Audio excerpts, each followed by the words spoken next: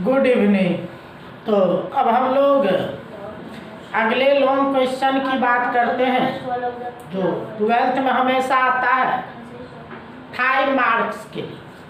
और वो क्वेश्चन है न्यूक्लिक अम्ल क्या है, what is nucleic acid. Nucleic अम्ल क्या है और डीएनए एवं आरएनए में अंतर लिखें। बार बार पूछता है न्यूक्लिक अम्ल क्या है, what is nucleic acid and what is the difference between DNA और आरएनए। तो डीएनए और आरएनए में क्या अंतर है। तो देखिए न्यूक्लिक अम्ल, ये क्वेश्चन नंबर 3 हो गया।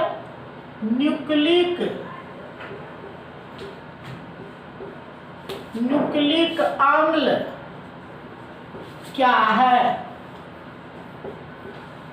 कहता न्यूक्लिक अम्ल क्या है और डीएनए और आरएनए में अंतर लिखें। देखिए ये भी क्वेश्चन पूछते रहता है, लॉन्ग क्वेश्चन है, लॉन्ग क्वेश्चन 5 मार्क्स के लिए।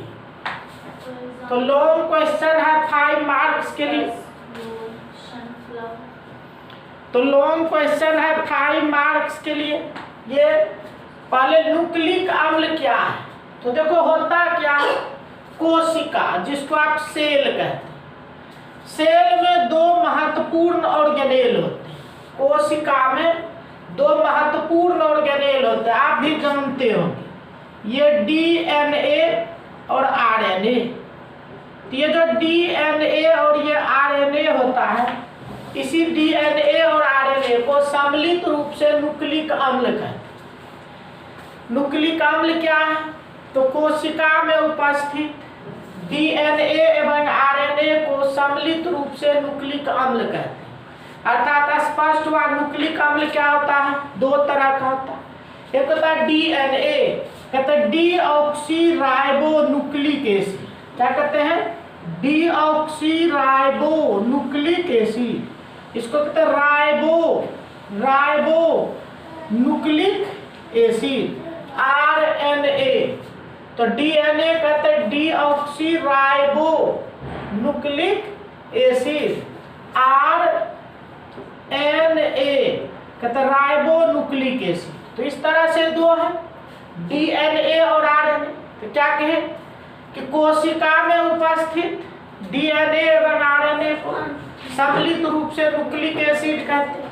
और ये 2 तरह का हो गया, एक हो गया डीएनए और एक हो गया आरएनए। तो ये जो डीएनए आरएनए है, इसी को सम्मिलित रूप से हम लोग न्यूक्लिक एसिड कहते हैं। ये 2 तरह का हो गया, deoxy ribonucleic acid, deoxy ribonucleic acid और कहते हैं राइबोन्यूक्लिक एसिड। इस तरह से डीएनए और आरएनए होता है। अब देखिए इसमें अंतर की अगर बात करें कि क्या अंतर है डीएनए में और आरएनए में, तो पता है इस तरह से हम लोग अंतर लिखते हैं। इधर देते डीएनए,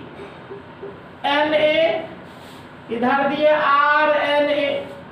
इस डीएनए और आरएनए में अंतर की बात अगर करते हैं तो आप नंबर 10वां में भी पढ़े होंगे कि ये जो होते हैं, ये एक इसमें डबल हेलिक्स होता है।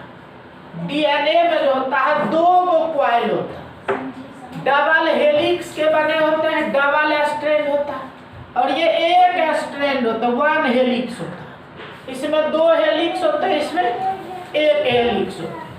उसके बाद देखो दूसरा कहते हैं, यानी ये जो डीएनए है, ये डीएनए आनुवंशिकी पदार्थ होते हैं, आनुवंशिकता के लिए उत्तरदायी होता है। यानी माँ एवं बाप के गुण को बच्चे में ले जाता है।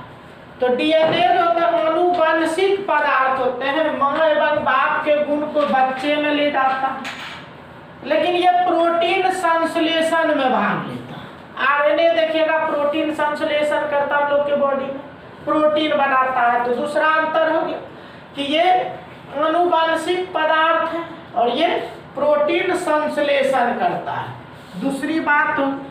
तीसरी बात देखिएगा, यह केवल एक प्रकार का होता है डीएनए, लेकिन ये 3 प्रकार का होता है। जानते होंगे messenger RNA, transfer RNA, ribosomal RNA. उसके बाद देखिए इसमें पेंटोस शुगर देखिएगा तो डीऑक्सीराइबोस होता है, पेंटोस शुगर के रूप में इसमें डीऑक्सीराइबोस होता है, लेकिन इसमें देखिएगा तो राइबोस होता है, राइबोस होता है। फिर देखिएगा इसमें डीएनए जो होता है ये नाइट्रोजनस बेस होते, बेस क्षारक, इस नाइट्रोजनस बेस होते क्षारक, क्षारक के रूप में इसमें यूरासिल नहीं पाया जाता, लेकिन इसमें यूरासिल पाया जाता, यूरासिल पाया जाता। फिर देखो इसमें कहते हैं इसमें थायमीन पाया जाता है और इसमें थायमीन नहीं पाया जाता। तो इस तरह से देखिए अंतर होता है। डीएनए और आरएनए में अंतर की बात हम लोग कर लेते हैं, तो इसको भी आपसे पूछते रहता है। 5 नंबर के क्वेश्चन में लॉन्ग क्वेश्चन होता है कि न्यूक्लिक अम्ल क्या है, डीएनए और आरएनए में अंतर लिखिए। तो इस तरह से इस क्वेश्चन को आप आराम से लिख सकते हैं, बहुत आसान होता है।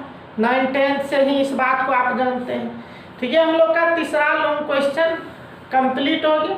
तो सबको ऐसे हम पीडीएफ बना के आपके ग्रुप पे भेज चुके हैं, सभी बच्चे को मिल गया होगा, एक जगह उसको कॉपी में लिखते चलेंगे, क्योंकि ये महत्वपूर्ण क्वेश्चन सब है जो हमेशा पूछते रहता है। तो ये देखिए हम लोग what is the difference between DNA and RNA और व्हाट इज न्यूक्लिक एसिड। तो आंसर यहाँ हम पूरा लिख नहीं रहे हैं, समझा देते हैं, बाकी आंसर आपको सभी बच्चे को मिल चुका है, हम पीडीएफ बना के कल ही भेज चुके हैं।